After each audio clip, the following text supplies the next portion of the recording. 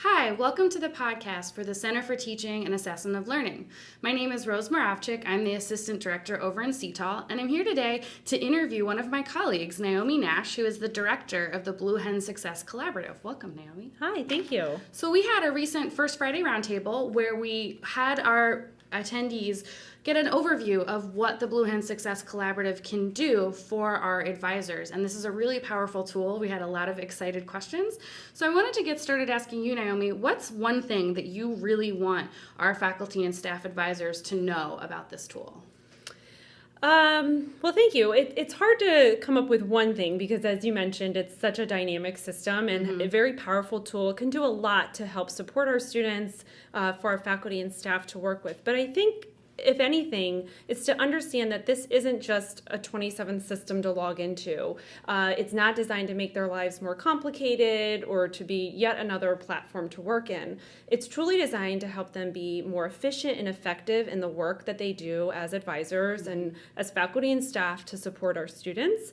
And that the platform has a number of benefits. And when I work with individuals across campus, I ask them to figure out what is it about the system that benefits them. That way it's designed to again, make their lives more efficient, and make the work that they're doing more effective, and they won't see it as cumbersome and yet another system, but something that they'll actually enjoy, because the goal is that this system helps them in their work. And that they'll get great benefits. So that might be the appointment system for some people. For other people, it might be the ease of messaging. For other advisors, it's just being able to pull up a student's profile and see the student's ID picture there and be able to glean some very quick interpretive information about how well their student is doing. So for each user, there's different benefits, and the goal is to figure out which ones work best for them. We had some faculty super users, I guess we would call them, who attended, and they really advocated for this idea that it simplifies processes that prior took logging in. One of our colleagues said she would have 4 different windows open at the same time, right, to get to every different place. But this portal puts everything together, and you choose really how to customize it for the work you do with your students. It does. I would imagine for the vast majority of advisors, the data that is provided within the Blue Hen Success Collaborative about our undergraduate students is primarily where they're going to need to work for a lot of their interactions. However, we do work in a world, of course, of multiple systems. And so, for example, advisors should still be using UDSIS to access their advisee's degree audit.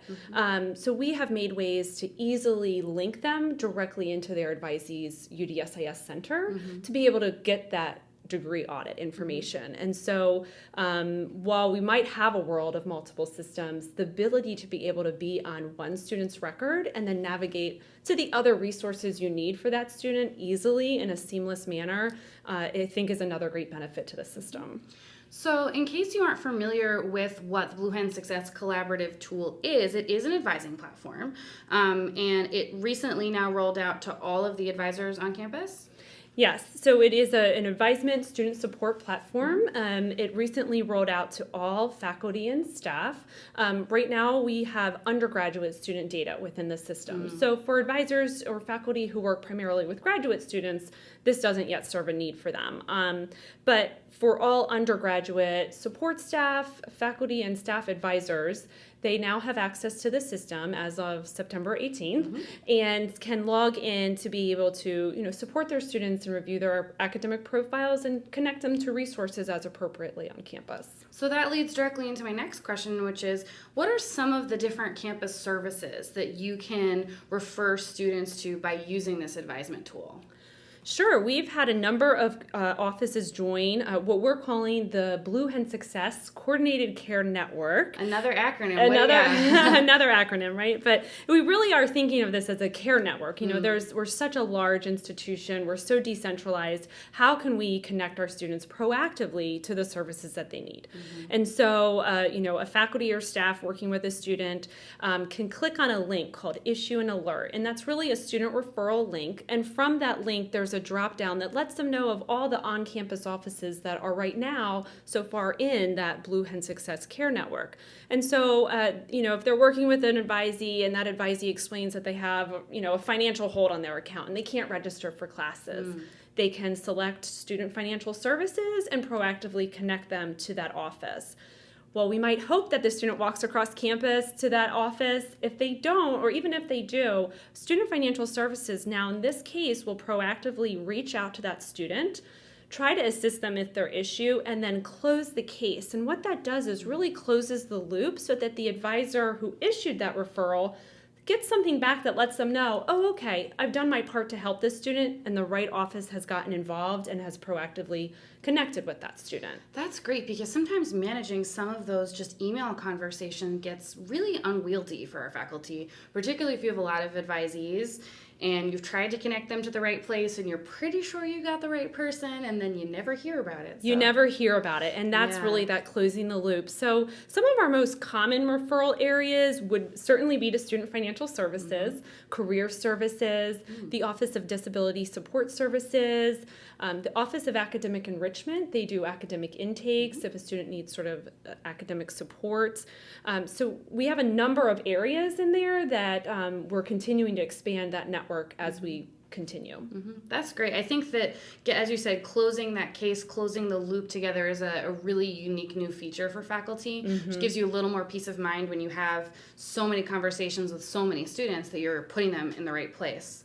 Right, and it's really hopefully trying to pass the baton. As an advisor, there's only so much you can do to perhaps help the student with that financial hold or help them with their career exploration. It might be something that involves the Office of International Students and Scholars, for example, and maybe that's not in your wheelhouse at all. You want to feel like you're helping the student, but if it's not your area, this is an option to connect those students to the right resources in a more proactive manner.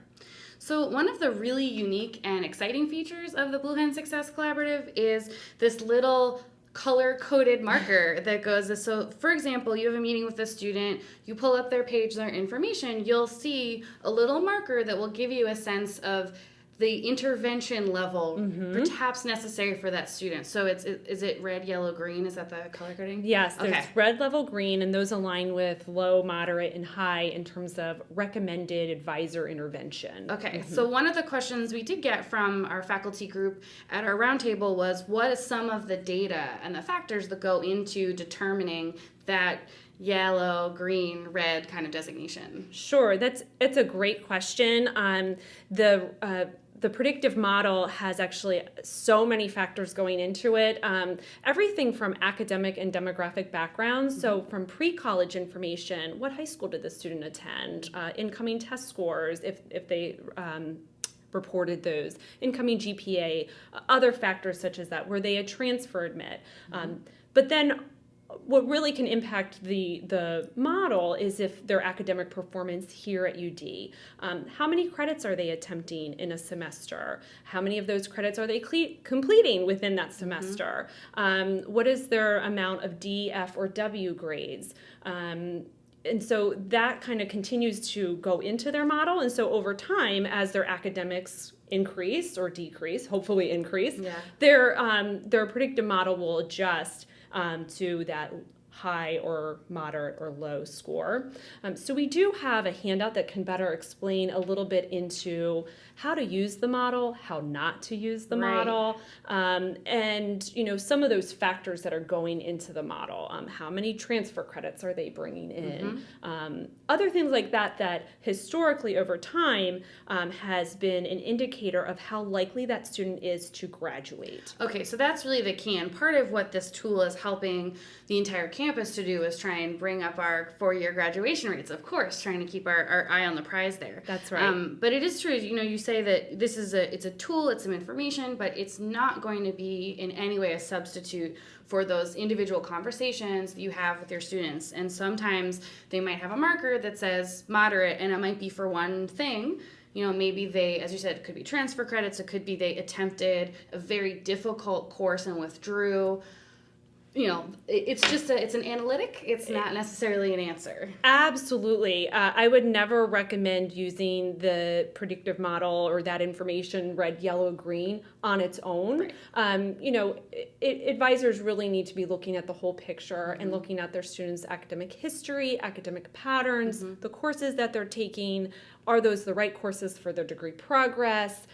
Are there patterns of D's, F's, and W's? So the marker can help kind of give you an initial kind of gut check, but certainly you need to be looking at the whole student and supporting the whole student, not just considering a prediction. Yeah, and one of our faculty colleagues actually said that's the gut check, and she says, does this seem right?